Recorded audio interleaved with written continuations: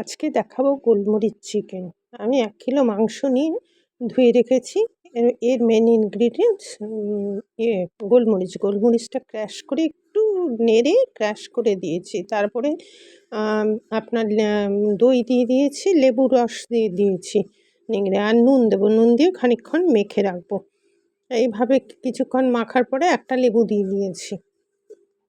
এভাবে কিছুক্ষণ মেখে রাখার পরে আমি চিকেনটা সরিয়ে দেবো।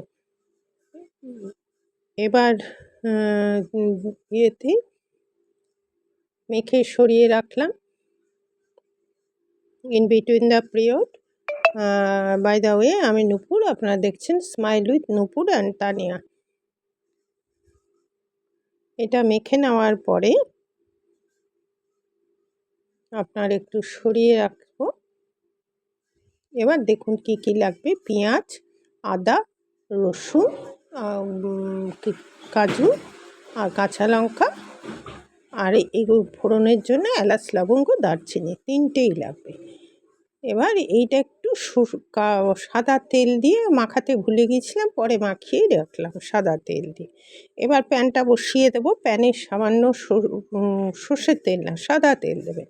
সাদা তেল দিয়ে পেঁয়াজ, রসুন, আদা, তারপরে আপনার কাজু একসঙ্গে তুলে দেবো। এগুলো পরপর তুলে দেবো। একটু ট্রান্সপারেন্ট হলেই তারপরে নামিয়ে দেবো। এগুলো একটু তুলে দিলাম পেঁয়াজটা। এটা রাফলি চপ করে নেবেন, তাহলেই হবে। এটাকে একটু করে আপনার একটু সেই সময়টা দেবেন ট্রান্সপারেন্ট হওয়া পর্যন্ত। তারপরে এর মধ্যে আদা, রসুন এগুলো দিয়ে দিলাম। এবার কাজুটাও দিয়ে দেবো। কাজু টাজু দিয়ে এটাকে একটু ট্রান্সপারেন্ট হওয়ার পরে আমি এর মধ্যে একটু জল, কাঁচা লঙ্কা দুটো দিয়ে দিলাম। এবার এর মধ্যে একটু জল দিয়ে দেবো।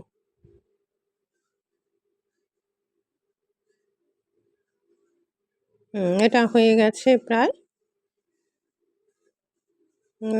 একটু জল দেবো। এটা সিদ্ধ হবে। সিদ্ধ হয়ে এটা যখন জলটা শুকিয়ে যাবে, এটাকে ঠান্ডা করে আমি বেটে নেব। একটু দই দিয়ে বাটবেন। আমি একটু দই দিয়েই বেটেছি এটা, কারণ আগে দইটা মেশানো হয়ে গেছে। এর সাথে দই দিয়ে বাটলে পরে এটা ভালো হবে। আপনি যদি আগে দই না দিতে চান, পরেই দই দেবেন। এটাকে দই দিয়েই বেটে নেবেন। সেটাতেই এই প্রসেসটা অ্যাপ্লাই করবেন, তাহলে ভালো হবে। আচ্ছা, এবার দেখুন এটা জলটা প্রায় টেনে এসছে। জলটা টেনে গেলে আমি এটাকে ঠান্ডা করার জন্য রেখে দেবো। এটা জলটা শুকিয়ে এসছে।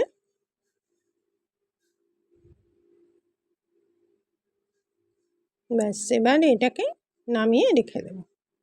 নামিয়ে রাখার পরে এটা দেখুন জলটা, এটাকে ঠান্ডা করতে হবে। ঠান্ডা করে এটাকে নামিয়ে রাখবো। এবার কড়া বসিয়ে দিলাম। কড়ার মধ্যে আমি একটু ঘি আর দিয়েছি সাদা তেল। এটা সাধারণত সাদা তেল দিয়ে হবে। একটু ঘি দিয়ে দেবো আর এর মধ্যে সাদা তেল দিয়ে দেবো।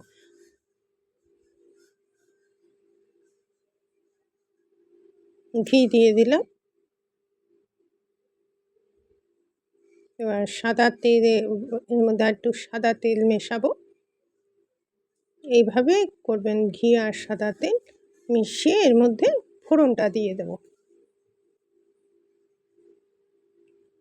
এলাচ, লবঙ্গ, দারচিনি 3টেই দেবেন ফোড়নের গন্ধ বেরোলে। এবার চিকেনটা আমি তুলে দেবো।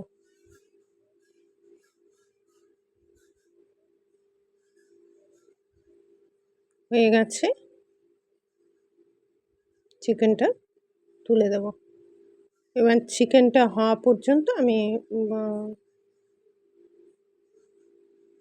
চিকেনটা একটু ট্রান্সপারেন্ট হওয়া পর্যন্ত অপেক্ষা করব। পুরো চিকেনটাই তুলে দিলাম।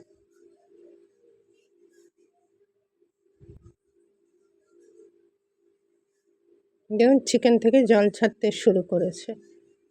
চিকেনটা একটু কষাতে হবে।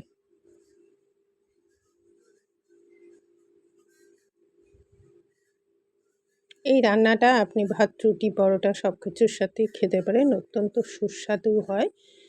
আর যার ফলে কী হচ্ছে, এটা খুব প্রচলিত এবং প্রচুর হয়। দেখুন এটা জল বেরিয়ে গেছে। এর মধ্যে আমি জিরে গুঁড়ো দিয়ে দিলাম 1 চামচ, ধনে গুঁড়ো দিলাম 2 চামচ, দিয়ে আবার নাড়াচাড়া করে ওই যে মশলাটা যেটা করে রেখেছিলাম সেটাকে আমি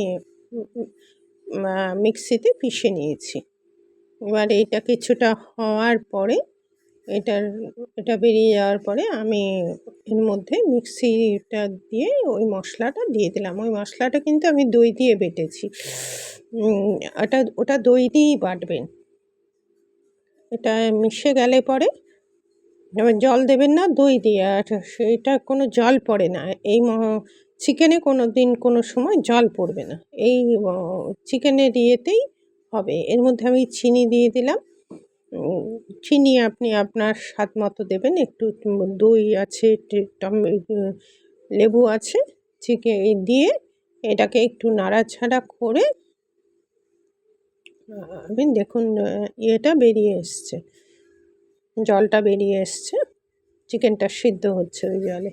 আমার একটু নুন লাগবে বলে একটু নুন দিয়ে দিলাম। আমি দেখলাম একটু নুন লাগবে, সেই জন্য একটু সল্টটা দিয়ে দিলাম। এবার এটা হওয়া পর্যন্ত অপেক্ষা করব করে।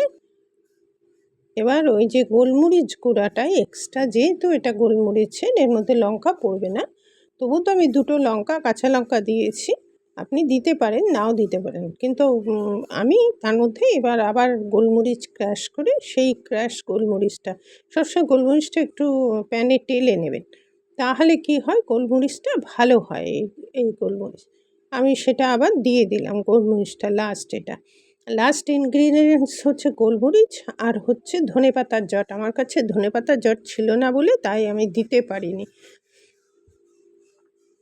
এবার আপনার গোলমরিচ টলমরিচ দেওয়া হলো, চিকেনটা প্রায় হয়ে এসছে। চিকেন দেখুন জল টল বেরিয়ে গেছে এবং সিদ্ধ হয়ে গেছে। এবার তো পালা, পরিবেশনের পালা। এবার আমি পরিবেশন করে আপনাদের দেখালাম। আপনারা তো অনেকক্ষণ আমার সাথে থাকলেন এবং দেখলেন। সেম প্রসেসে করবেন, তাহলে অনেকটাই ভালো হবে। এবং এটা আপনি ভাত, রুটি, পরোটা যার সাথে খুশি দেন। আবার দেখা হবে পরবর্তীতে কোনো একটা এপিসোড।